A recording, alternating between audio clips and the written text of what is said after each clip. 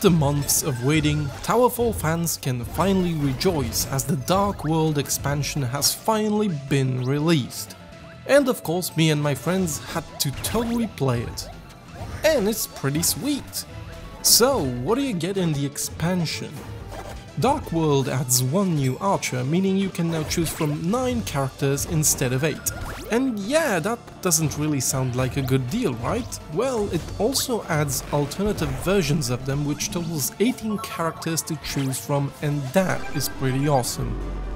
The expansion also adds 4 new arenas: the ghost ship the Amaranth, murky bogs of Dreadwood, castle Darkfang, and finally the Cataclysm, which has randomly generated levels, meaning no 2 levels will be the same. Well, unless you input the same seed, that is. The randomly generated levels seem to work well, although we had one instance of a chest spawning mid-air. Oh, whoops. The next addition are 2 new arrow types: trigger arrows and prism arrows. Trigger arrows work like bomb arrows, just that you detonate them remotely. Prism arrows are the more interesting ones. If you press dodge and catch them, you'll get trapped in a prism for a brief moment, limiting your movement abilities and exposing you to other players. Also with the expansion landed an update which is free for everyone, which includes a few new mechanics, such as sliding down ledges, shooting down ledges and super jumps, which involve dodge cancellation, and I'm still figuring out how to effectively execute them.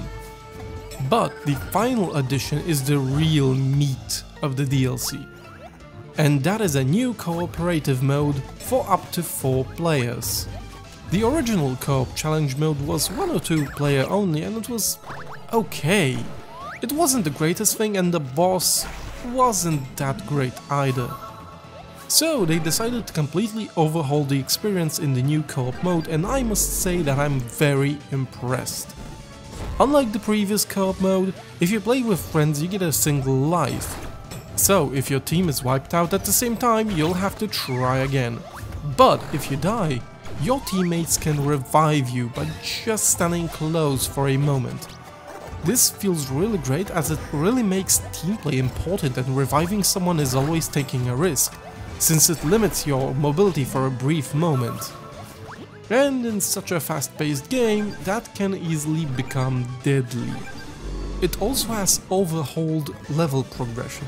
Before, you'd get thrown into a single level and had to fight through waves of enemies.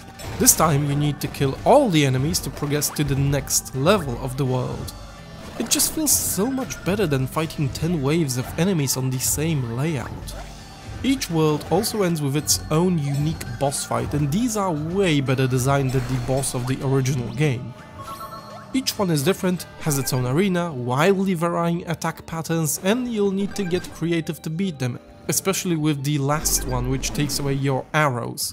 If you're looking for a challenge, the new bosses sure do provide one. The last boss fight felt like we were playing a platformer bullet hell.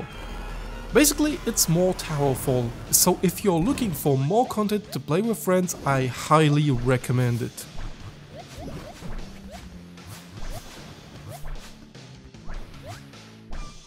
And if you enjoyed this short video, why not click that like button, subscribe, and check out some of my other videos. You might find something you like. And if you want to, you can also follow me on the Twitters and the Facebooks, if you're weird like that and like to stalk people, I guess. And as always, I will see you next time. See ya!